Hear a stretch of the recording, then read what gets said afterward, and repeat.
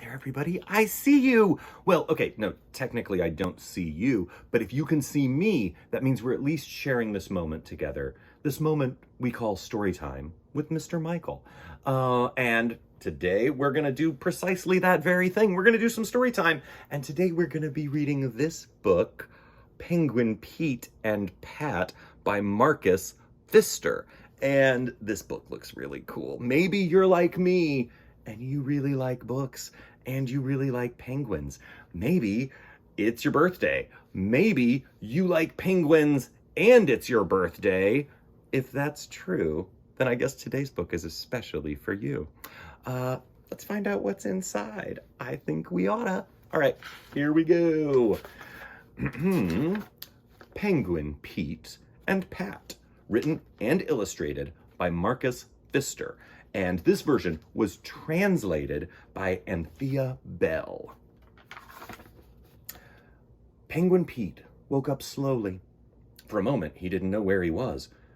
"Good morning," a deep voice rumbled. "Did you sleep well?" "Oh, it's you, Walter," said Pete, slightly startled. "I thought I was still dreaming." Pete climbed onto Walter Whale's tail fin and looked out over the sea. He blinked drowsily in the first rays of the sun.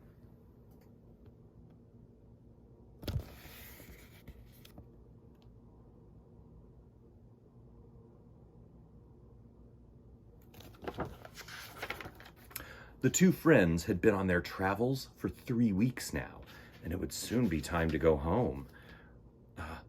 "Before we swim back, I want you to meet my cousins, the dolphins," said Walter. "Come on, let's dive down." Pete clung to the whale's tail fin, and down they went.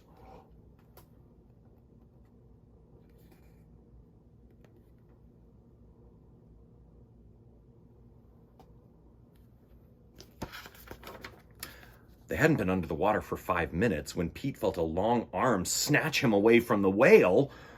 Then a second arm seized him, then a third, and then more and more arms. Suddenly everything went dark. "Help!" Pete shouted as loud as he could. "Walter, help!" "Calm down. There's no need to be worried while I'm around," said Walter's soothing voice. Pete was very glad to hear about him. "This is my friend the octopus. He's always fooling about."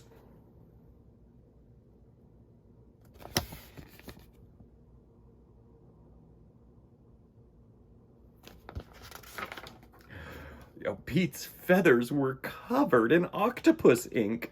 He could hardly move his flippers. So the two friends came up to the surface, and Pete showered under the whale's jet of water until he was nice and clean again. "Look, there are the dolphins leaping about ahead of us," cried Walter happily.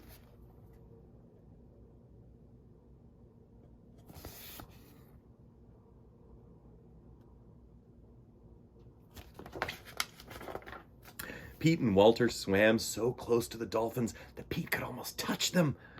They leaped gracefully out of the water right up into the air and then fell back into the cold sea.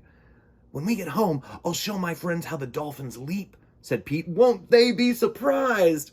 So Walter and Pete swam the shortest way back to the penguin colony.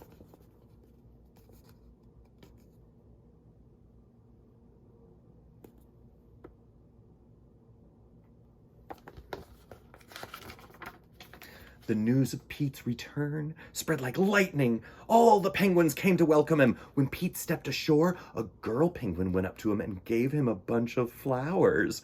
Pete couldn't take his eyes off her beautiful blue beak, but before he could say thank you, his friends carried him away on their shoulders in glee.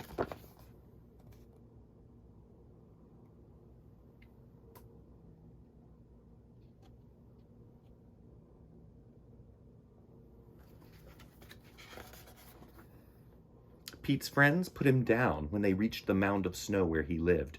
Father and Mother Penguin were glad to see Pete was back. They were surprised to see how big he had grown. He told them about his adventures until late in the night. Then it was time for him to go to sleep. But Pete couldn't sleep for a long time. He kept thinking of the girl penguin. "I'll go and look for her tomorrow," he murmured as he finally closed his eyes.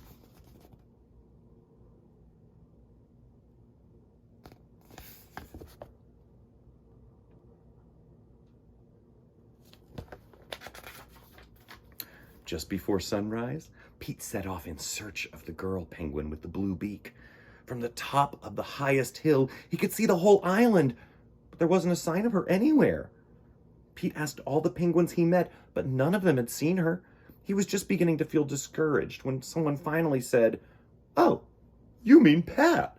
She's in the little bay over there."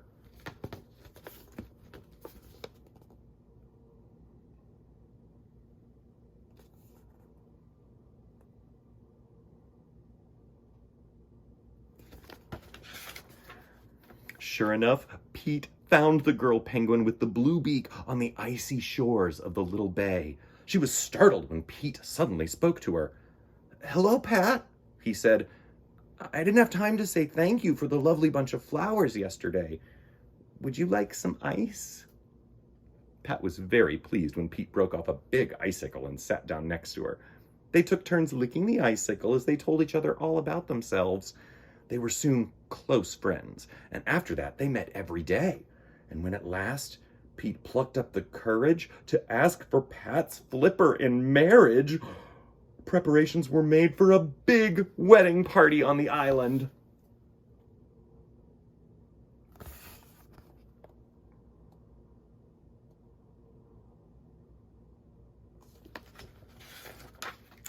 As a special surprise, Walter invited everyone Pete had met on his travels to the wedding. The little boy with his sleigh dog, the sea lions and the dolphins, the elephant seal and the octopus, and even the little bird Steve. They danced all night on the smooth ice and didn't go home till nearly morning.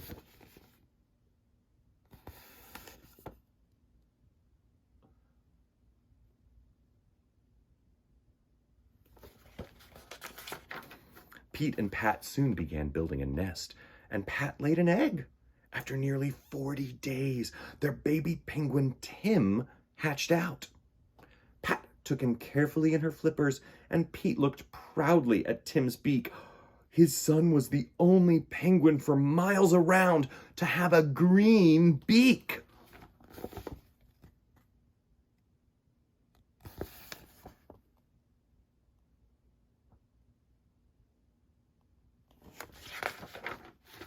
Tim grew fast. He often played in the snow all day long, but one day he came home in tears. "All the others say I'm green just because I can't swim," he sobbed. "Don't worry, Tim," Pete comforted him. It's only your beak that's green. My friends laughed at me when I was little too, but I know something you'll enjoy, something that will really surprise the others. Come with me." And Tim was allowed into the water. Pete let him ride on his tummy. All the others were amazed, and none of them laughed at Tim anymore. After that, Tim went riding through the water every day until he was big enough to swim by himself.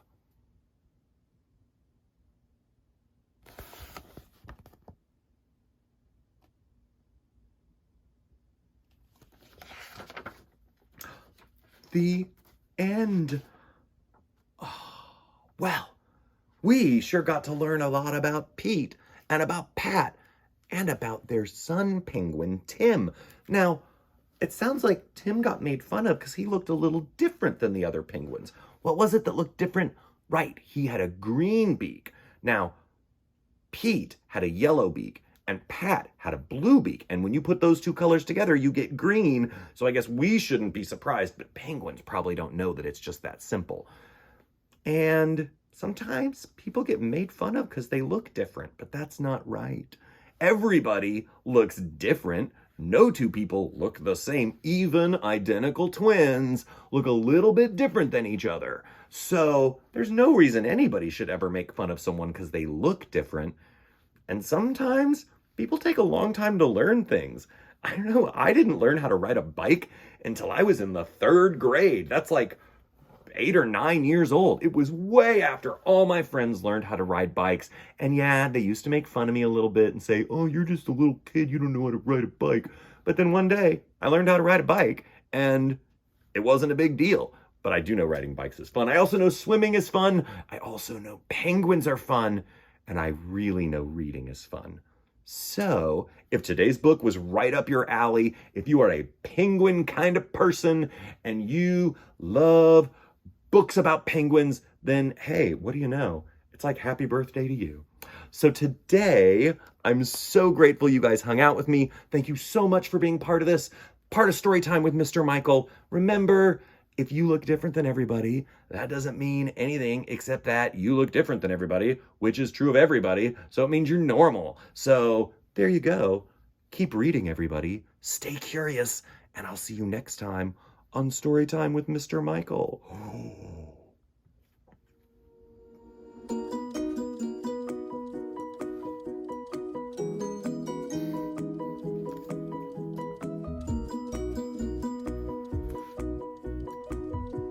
I wore my penguin suit.